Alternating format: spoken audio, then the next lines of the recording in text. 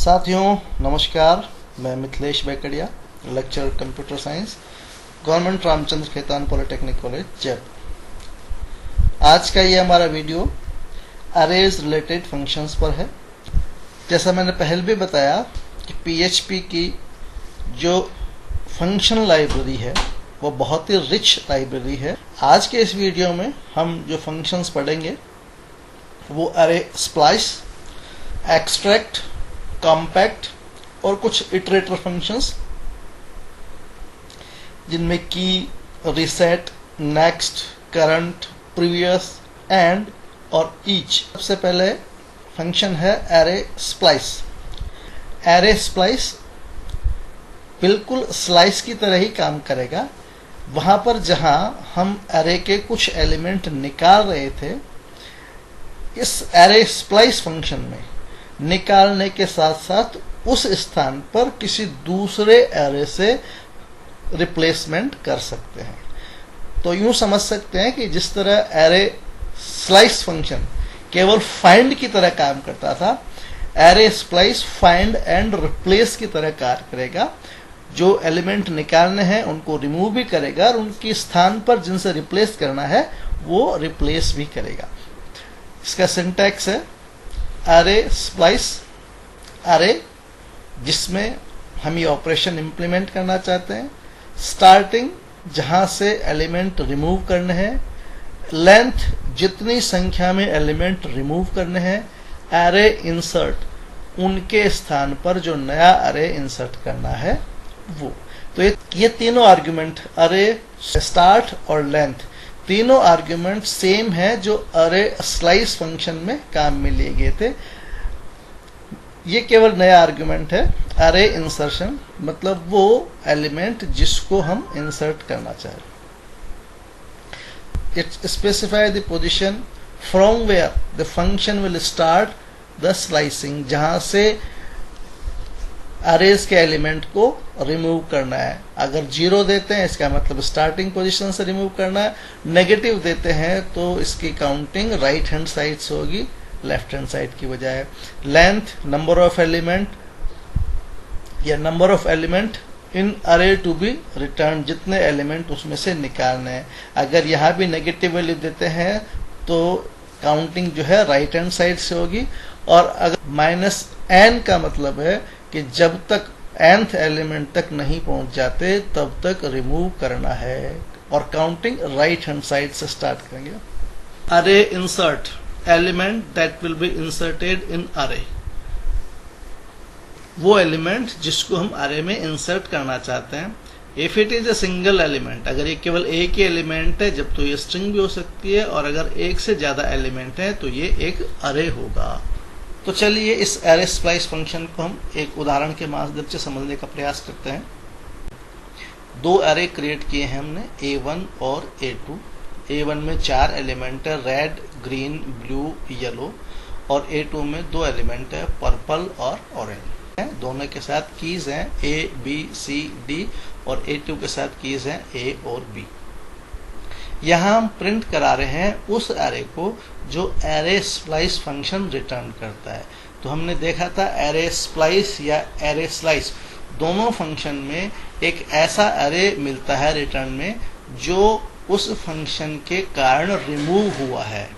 तो यहां पर एरे स्प्लाइस फंक्शन को देखते हैं। पहले A1 एरे से 0 पोजीशन से स्टार्ट करते हुए 2 एलिमेंट रिमूव करने हैं। तो 0 पोजीशन मतलब ये एलिमेंट, और नेक्स्ट पोजीशन मतलब ये एलिमेंट। तो ये 2 एलिमेंट आपके रिमूव करने हैं और उनके स्थान पर अरे A2 के एलिमेंट्स डालने हैं। अरे A2 में भी 2 ही एलिमेंट्स हैं, पर्पल और ऑरेंज। तो इन रेड और ग्रीन के स्थान पे पर्पल और ऑरेंज इंसर्ट हो जाएंगे, अर्थात A1 एरे में पुनः 4 एलिमेंट हो जाएंगे। एरे स्प्लाइस फंक्शन रिटर्न करेगा 2 एलिमेंट का अरे जो A1 से रिमूव हुआ है। तो A1 से रिमूव होने वाला अरे जिसके 2 एलिमेंट है, रेड और ग्रीन, दोनों के कीज भी वही हैं, A और B। अब प्रिंट किया हमने अरे A1 को। तो अरे A1 में चूंकि 4 एलिमेंट है, पर्पल, ऑरेंज, ब्लू और येलो, तो आउटपुट में देखें पर्पल, ऑरेंज, ब्लू और येलो। लेकिन इंडेक्स नंबर यहाँ पर ए और बी के स्थान पे 0 और 1 है। अर्थात A1 अरे में जब दो एलिमेंट इंसर्ट हुए हैं तो उन दोनों एलिमेंट के कीज वापस से असाइन होंगे। जिस अरे से ये आ रही हैं A2, उस अरे के कीज यहाँ पर रिटेन नहीं होंगे। अरेज को हम इस तरह भी डिफाइन कर सकते हैं अरे स्प्लाइस फंक्शन में। इस अरे से स्टार्टिंग पोजीशन नंबर 2 से 0 एलिमेंट रिमूव करना है और उसके स्थान पर ये अरे इंसर्ट करना है।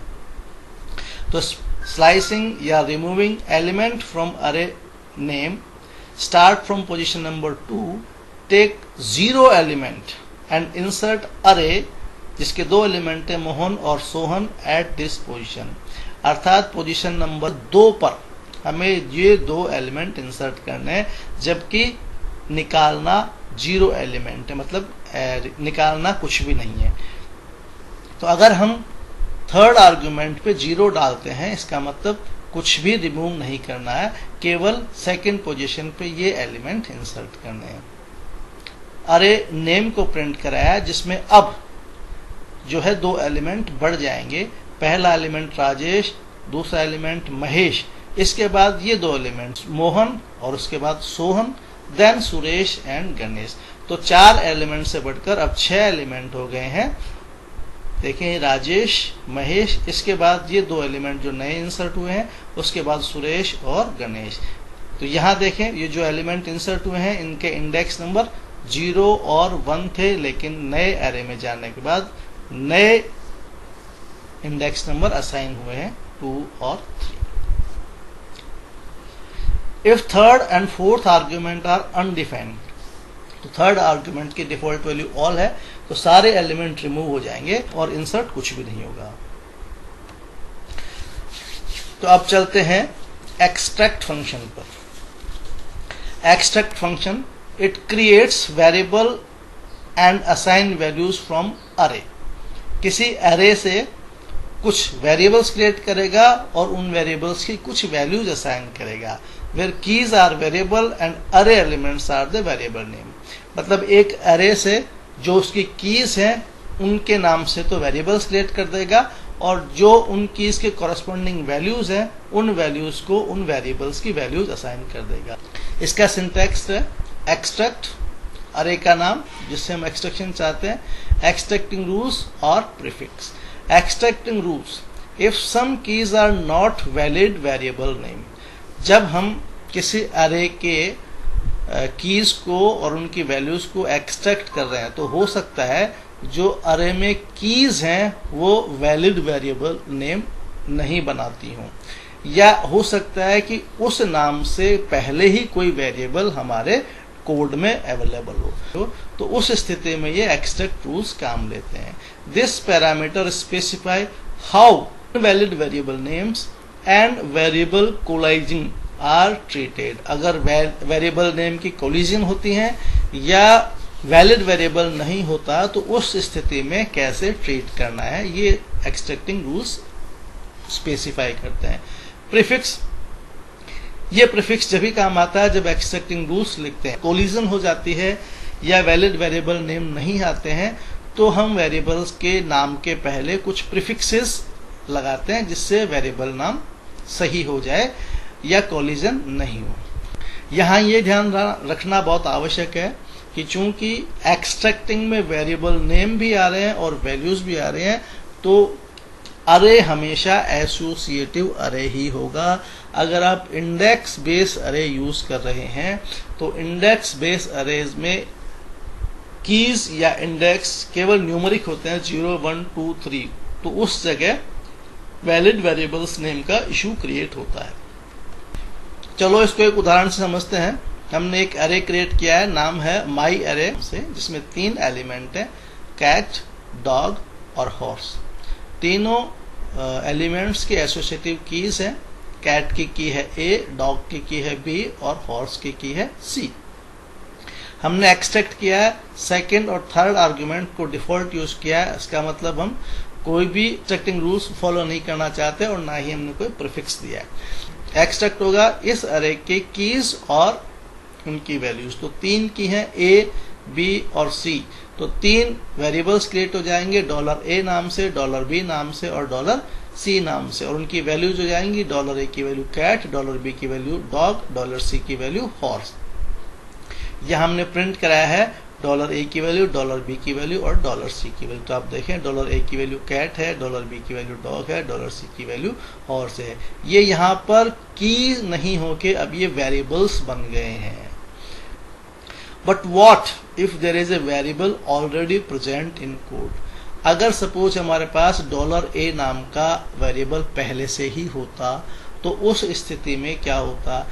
अगर किसी की से कोई वैलिड वेरिएबल नहीं फॉर्म हो रहा हो, या जो की है उस नाम से पहले वेरिएबल हमारे पास अवेलेबल हो, यानी कि वेरिएबल कोलाइडिंग, उस स्थिति में हम एक्सट्रैक्टिंग रूल्स फॉलो करते हैं। तो एक्सट्रैक्टिंग रूल्स व्हेन कॉलिजन और इनवैलिड वेरिएबल्स केस अराइजेस, ऐसी स्थितियां इनवैलिड वेरिएबल्स बन रहे हो या वेरिएबल्स की कोलिजन हो रही हो, तो ये अलग अलग एक्सट्रैक्टिंग रूल्स फॉलो करते हैं। पहला है एक्सट्रैक्ट ओवरराइट। ये डिफॉल्ट वैल्यू है, अर्थात हम एक्सट्रैक्टिंग रूल्स नहीं स्पेसिफाई करते तो एक्सट्रैक्ट ओवरराइट वैल्यू वो लेता है। इस स्थिति में ऑन कॉलिजन, अगर उस नाम का वेरिएबल पहले से ही हो और एक नया वेरिएबल उसी नाम से क्रिएट हो रहा हो एक्सट्रैक्ट फंक्शन के कारण, तो the existing variable is overwritten, मतलब जो नई वैल्यू है वो वैल्यू यूज की जाएगी, पुरानी वैल्यू को वो ओवरराइट कर देगी। नेक्स्ट है एक्सट्रैक्ट स्किप। अगर कॉलिजन आता है तो पुरानी वैल्यू को रिटेन करना है, नई वैल्यू को नहीं करना है। The existing variable is not overwritten, जो पुरानी वैल्यू है वही यूज की जाएगी। Extract prefix same. अगर कॉलिजन होता है, अर्थात जो नया वेरिएबल क्रिएट हो रहा है उसी वेरिएबल के नाम से पहले कोई वेरिएबल पहले से अवेलेबल है, उस स्थिति में हम इस नए वेरिएबल के पहले प्रीफिक्स लगा देंगे जो हम थर्ड आर्गुमेंट में पास कर रहे हैं।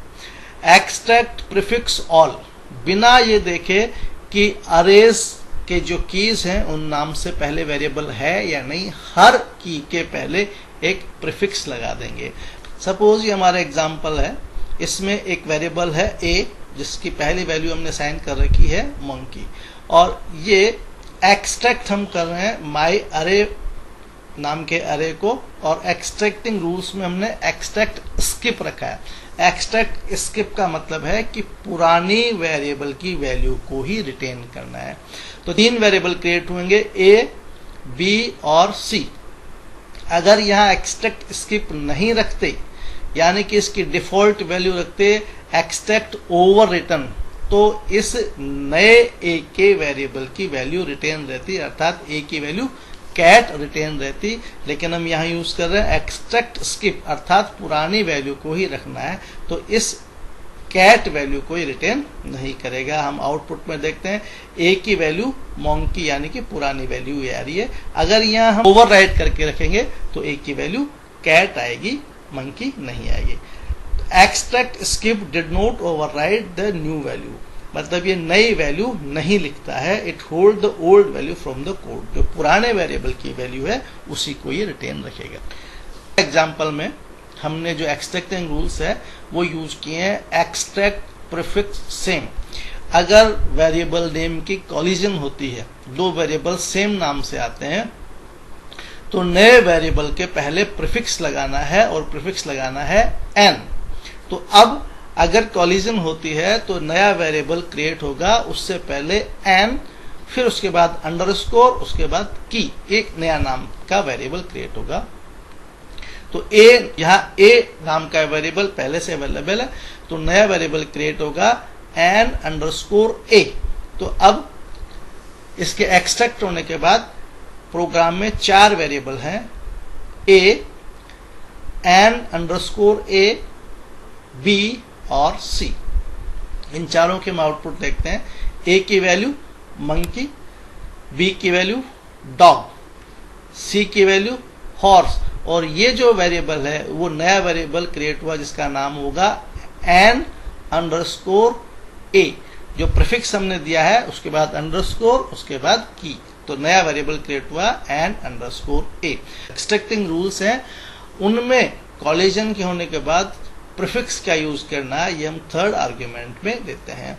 तो जब भी वेरिएबल क्रिएट होते हैं प्रीफिक्स, उसके बाद अंडरस्कोर, उसके बाद की का नाम। अगर यहां हम एक्सट्रैक्ट प्रीफिक्स सेम के स्थान पर एक्सट्रैक्ट प्रीफिक्स ऑल करते तो ये इन सभी वेरिएबल्स के a, b और c तीनों के आगे, ऑल वेरिएबल्स के आगे ये प्रीफिक्स लगा देता है। तो उस स्थिति में वेरिएबल्स के नाम होते n_a, n_b, n_c।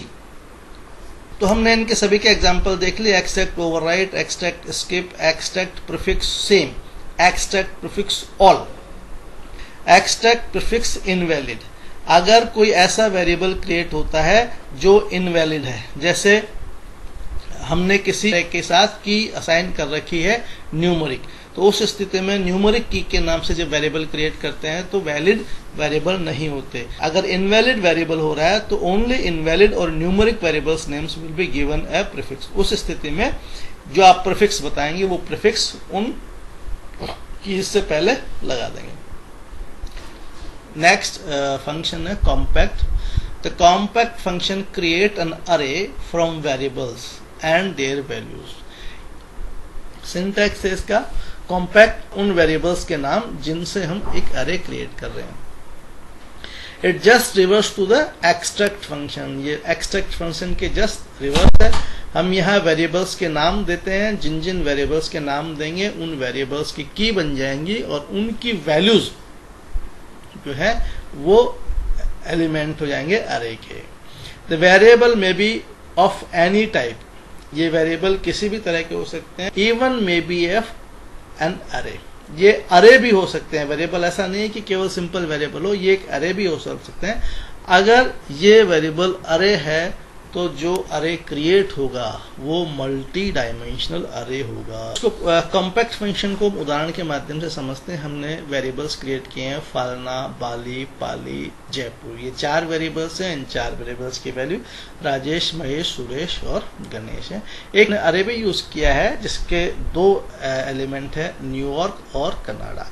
तो 4 वेरिएबल्स तो ऐसे हैं जो स्ट्रिंग टाइप की वैल्यू है, एक वेरिएबल ऐसा है जो अरे है। फालना, बाली, पाली, जयपुर और न्यूज नेम। तो इन चारों वेरिएबल्स की वैल्यू तो ये हो जाएगी। और 5वां वेरिएबल चूंकि अरे है तो एक मल्टी डायमेंशनल अरे क्रिएट होगा।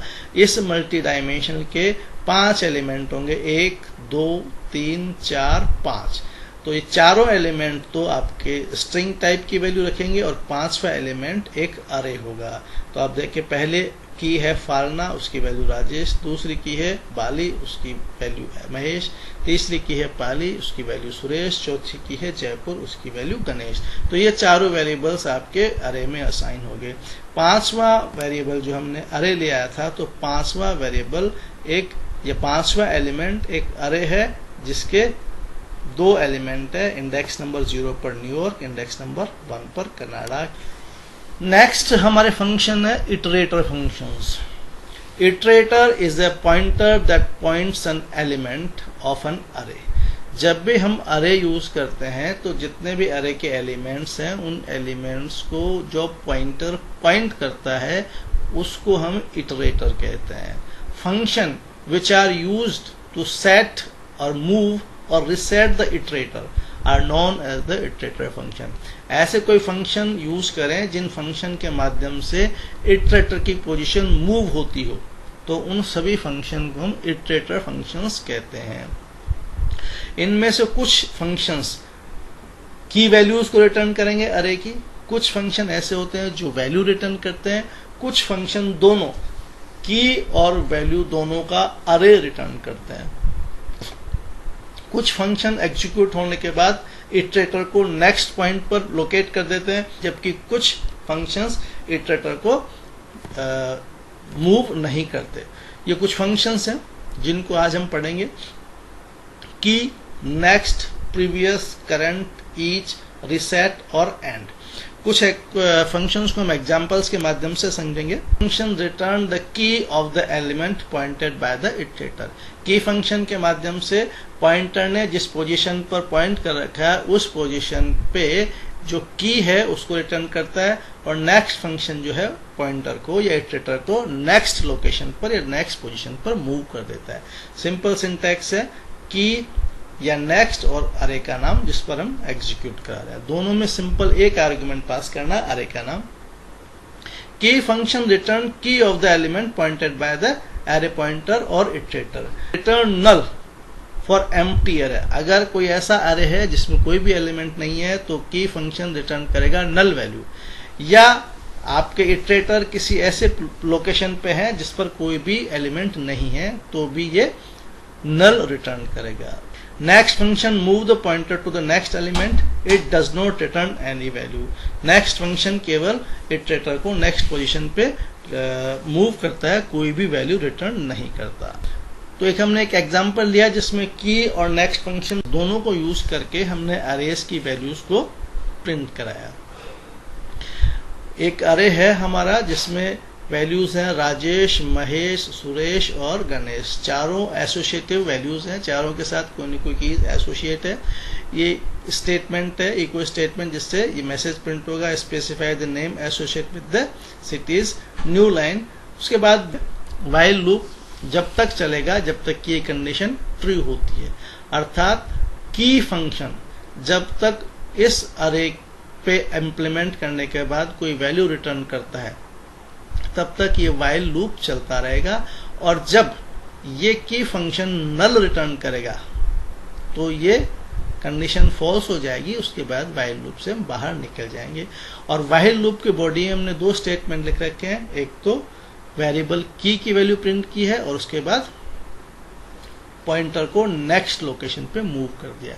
ये की वेरिएबल की वैल्यू हर बार जब व्हाइल लूप चलेगा तो की फंक्शन जो रिटर्न करता है उसको हमने वेरिएबल की में असाइन किया है। ये रिटर्न करता है उसकी की को, तो की हर बार प्रिंट होगी। व्हाइल लूप ये 4 बार चलेगा और चारों बार इनकी कीज जयपुर, बाली, रानी और पाली प्रिंट होगी। नेक्स्ट फंक्शन है each. Each function return both की एंड वैल्यू ऑफ द अरे। जहां पर हमने देखा की फंक्शन केवल अरे की वैल्यूज को रिटर्न कर रहा था, ईच फंक्शन अरे की भी रिटर्न करता है और साथ के साथ उसकी वैल्यू भी रिटर्न करता है। It also move the pointer to the next position, और साथ के साथ नेक्स्ट पोजिशन पर भी मूव कर रहा है। तो ये तीनों काम एक साथ हो जाएंगे, की भी रिटर्न कर देगा ये फंक्शन, वैल्यू भी रिटर्न कर देगा और साथ में इटरेटर को नेक्स्ट लोकेशन पर मूव भी कर देगा। पर इसका सिंटैक्स है ईच अरे का नाम, each return 2 values, 2 value return करता है की और उसके साथ डेटा या वैल्यू। तो एक अरे टाइप की वैल्यू रिटर्न करेगा, the first element of the अरे इज की and second element is value.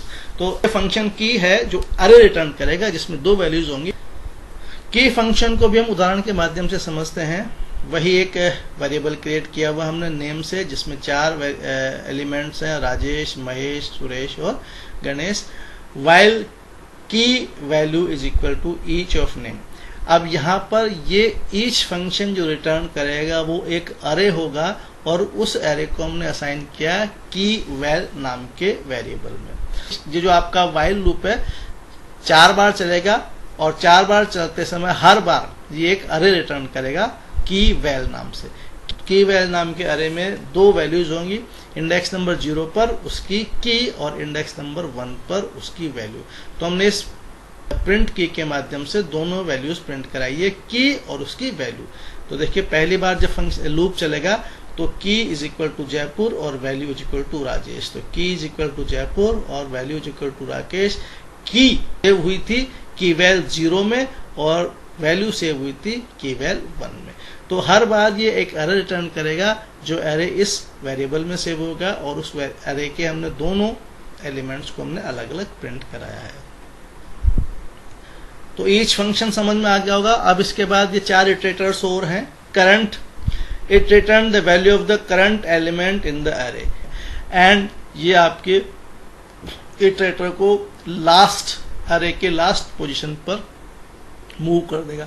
It move the internal pointer to end output the last element of the array. Previous next जो function था उसका opposite है reset, it move the internal pointer to the first element of the array.